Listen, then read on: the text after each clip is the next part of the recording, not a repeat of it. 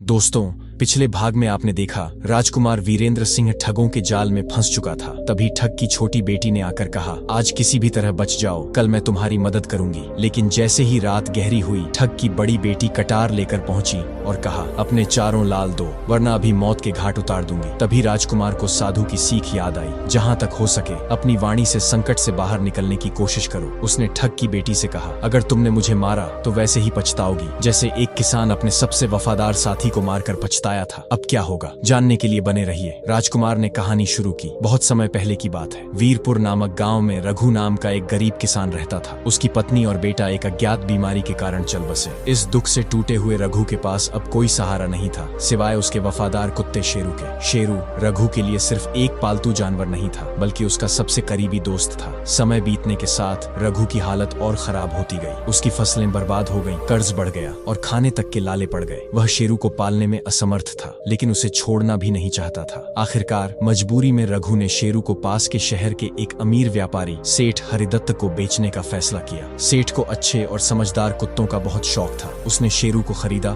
और रघु को कुछ पैसे दिए। रघु की आंखों में आंसू थे, लेकिन उसे लगा कि यह शेरू के लिए अच्छा होगा। जा शेरू, अब सेठ जी के साथ रहो, वे तेरा अच्छे से ख्याल रखेंगे। शेरू ने रघु को जाते हुए देखा, लेकिन वह अपनी नई जिंदगी में ढलने की कोशिश करने लगा। कुछ महीनों बाद एक रात सेठ हरिदत्त के घर में कुछ खतरनाक डाकू घुस आए। वे पूरे घर को लूटने आए थे और अगर किसी ने विरोध किया तो मार डालने को भी तैयार थे। शेरू सब कुछ देख रहा था, लेकिन वह बहुत चालाक था। अगर वह भौंकता तो डाकू चौकन्ना हो जाते और परिवार पर हमला कर सकते थे। इसलिए वह चुपचाप रहा और देखता रहा कि डाकू चोरी का माल लेकर कहां जाते हैं। डाकू सारा धन लेकर पास के जंगल में गए और वहां एक गुफा में उसे छिपा दिया। उन्होंने सोचा कि कुछ दिन बाद आकर इसे निकालेंगे। शेरू ने यह सब देखा और फिर चुपचाप सेठ के घर वापस चला गया। सुबह जब सेठ को चोरी की खबर मिली तो वह रोने लगा, मेरी पूरी दौलत चली गई, मेरे बच्चों का भविष्य बर्बाद हो गया। तभी शेरू ने सेठ का कपड़ा खींचना शुरू किया। गांव के एक बुजुर्ग ने कहा, लगता है यह कुछ बताना चाहता है, हमें इसके साथ जाना चाहिए। सेठ और गांव के लोग शेरू के पीछे पीछे चल दिए। वह उन्हें ठीक उसी गुफा तक ले गया जहां डाकुओं ने धन छिपाया था। जब लोगों ने गुफा की तलाशी ली तो उन्हें सारा चोरी हुआ धन मिल गया। सेठ ने शेरू को गले से लगा लिया और कहा, तू सच में सबसे वफादार साथी है। सेठ को एहसास हुआ कि शेरू को बेचकर रघु ने कितनी बड़ी कुर्बानी दी थी। उसने तुरंत एक पत्र लिखा और शेरू को रघु के पास वापस भेजने का फैसला किया। पत्र में लिखा था, प्रिय रघु,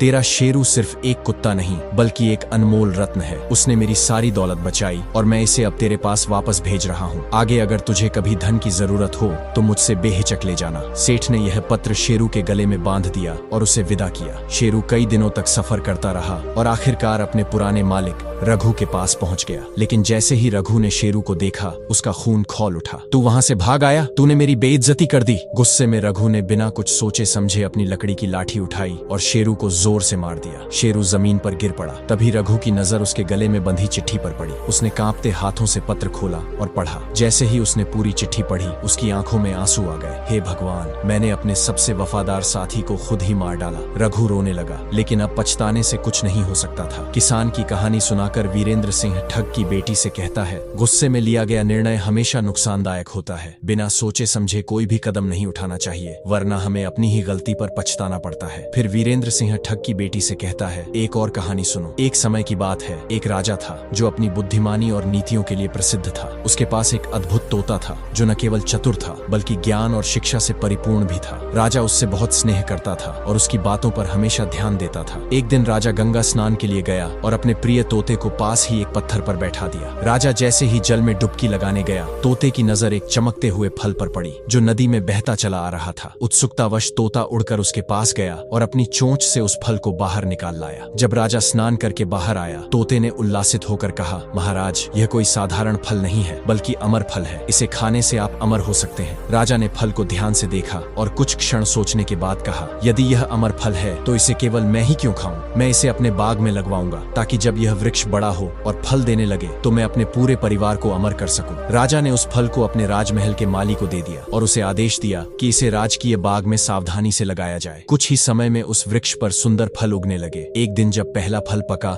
और नीचे गिरा तो एक जहरीले सांप ने उसे डस लिया। अनजाने में माली वह फल राजा के पास ले गया। राजा बहुत प्रसन्न हुआ और सोचा कि पहले इस फल का परीक्षण किया जाए। वह विवेकशील था और जानता था कि किसी भी वस्तु को बिना जांचे परखे खाना उचित नहीं। उसने अपने पालतू कुत्ते को वह फल खिला दिया, लेकिन जैसे ही कुत्ते ने फल खाया वह तड़प कर मर गया। गया। यह देख राजा क्रोध से भर उठा। उसने गुस्से में कहा, तोते, तूने हमें धोखा दिया। तू चाहता था कि मैं यह जहरीला फल खाकर मर जाऊं। तोते ने डरते हुए कहा, महाराज, मैं तो सिर्फ सत्य कह रहा था, मेरा कोई गलत इरादा नहीं था। परंतु क्रोध में अंधे राजा ने उसकी एक न सुनी और आवेश में आकर अपनी तलवार निकाली और तोते का सिर काट डाला। इसके बाद राजा ने माली को आदेश दिया, इस वृक्ष के चारों ओर कांटे लगा दो ताकि कोई भी इसका फल न खा सके। कुछ समय बीता। उसी राज्य में एक वृद्ध महिला अपनी बहू से तंग आकर घर छोड़कर निकल पड़ी। गुस्से में बड़बड़ाते हुए उसने कहा, अब इस जीवन का कोई अर्थ नहीं। मैं राजा के बगीचे में जाकर वह विषैला फल खा लूंगी और अपनी जीवन लीला समाप्त कर लूंगी। वह सीधे राजकीय बाग में पहुंची और उस पेड़ से एक फल तोड़कर खा लिया। लेकिन जैसे ही उसने वह फल खाया, एक चमत्कार हो गया। वह अचानक 16 वर्ष की सुंदर युवती में बदल गई। राज्य भर में यह खबर आग की तरह फैल गई। जब राजा को इस बात का पता चला तो उसके पैरों तले जमीन खिसक गई। उसे एहसास हुआ कि अमर फल वास्तव में सच था और उसने अज्ञानता में आकर अपने प्रिय और समझदार तोते को मार डाला था। गहरी पीड़ा से भरा हुआ राजा पछतावे में बोल उठा, अहंकार और जल्दबाजी में मैंने अपना सबसे बड़ा मित्र खो दिया। अगर मैं धैर्य से सोचता तो यह गलती नहीं करता। इतनी कहानी कहते कहते सवेरा हो गया। वीरेंद्र सिंह, जो अभी तक ठगों के जाल में फंसा था, बचने का कोई उपाय सोच ही रहा था कि ठग की बड़ी बेटी ने उसकी ओर देखा और ठंडी सांस भरते हुए कहा, तू बड़ा चालाक निकला। पूरी रात मुझे बातों में उलझाए रखा और अपनी जान बचा ली। लेकिन आज रात मेरी छोटी बहन की बारी है। वह तुझे किसी भी कीमत पर जिंदा नहीं छोड़ेगी। लेकिन जब ठग की छोटी बेटी को पता चला कि वीरेंद्र सिंह जीवित और सुरक्षित है तो उसके चेहरे पर अनोखी खुशी झलकने लगी। हालांकि अपनी बड़ी बहन को शक न हो, इसलिए उसने ऊपरी मन से कहा, बहन चिंता मत करो, मैं आज बिना लाल लिए उसे छोड़ने वाली नहीं हूँ। रात होते ही ठग की छोटी बेटी चुपके से वीरेंद्र सिंह के पास आई और धीरे से बोली, भगवान का शुक्र है कि तुम बच गए, लेकिन अब मेरी बारी है। मैं तुम्हें किसी भी कीमत पर नुकसान नहीं पहुंचाऊंगी क्योंकि मैं तुमसे सच्चा प्रेम करती हूँ। वीरेंद्र सिंह ने गंभीर स्वर में पूछा, तुम सब ऐसा क्यों करते हो? इस पर ठग की बेटी ने आह भरते हुए कहा, हमारी यही रीति है। मेरे पिता और भाई मुसाफिरों को पकड़ कर लाते हैं और हम बहनें चालाकी से उनका माल हथियाने के बाद उन्हें मार डालती हैं। लेकिन मैं तुमसे प्रेम करती हूँ और तुम्हें कोई नुकसान नहीं होने दूंगी। वीरेंद्र सिंह ने उसकी आंखों में सच्चाई देखी और कहा, अगर यह सच है तो हमें यहाँ से भागना होगा। तुम्हारे पिता और भाई हमें जीवित नहीं छोड़ेंगे। ठग की बेटी ने सोचा और फिर बोली, मेरे पिता के पास 2 घोड़े हैं, एक जो दिन भर में 70 कोस चलता है और दूसरा 90 कोस। तुम जल्दी से बड़े घोड़े को खोल लाना, तब तक मैं कुछ धन और सामान इकट्ठा कर लूंगी। रात का अंधेरा घना हो चुका था। वीरेंद्र सिंह दबे पांव तबेले में गया, लेकिन जल्दबाजी में उसने गलती से छोटे घोड़े को खोल लिया। ठग की बेटी धन लेकर आई और दोनों घोड़े पर सवार होकर निकल पड़े। घोड़ा चलते चलते 70 कोस की दूरी तय कर जंगल में रुक गया। ठग की बेटी ने जैसे ही यह देखा, घबरा कर बोली, अनर्थ हो गया, तुमने बड़े घोड़े की जगह छोटे घोड़े को ले लिया। अब मेरे पिता और भाई हमें पकड़ लेंगे।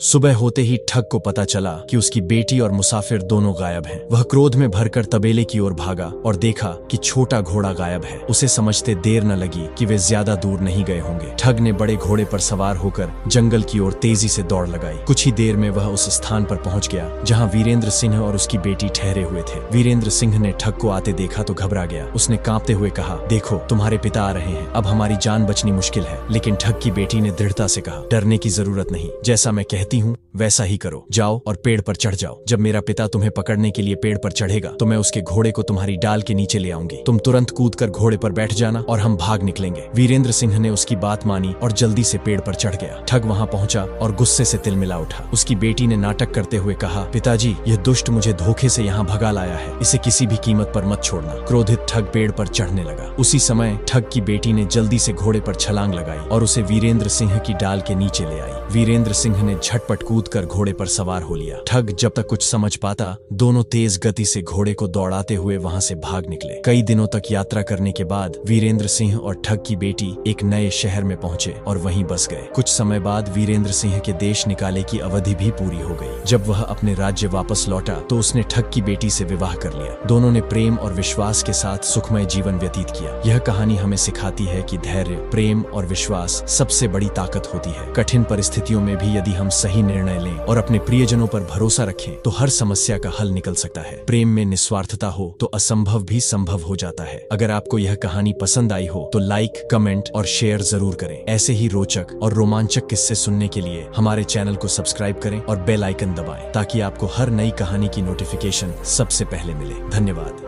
ऐसी और वीडियो देखने के लिए हमारे YouTube चैनल को सब्सक्राइब जरूर करें।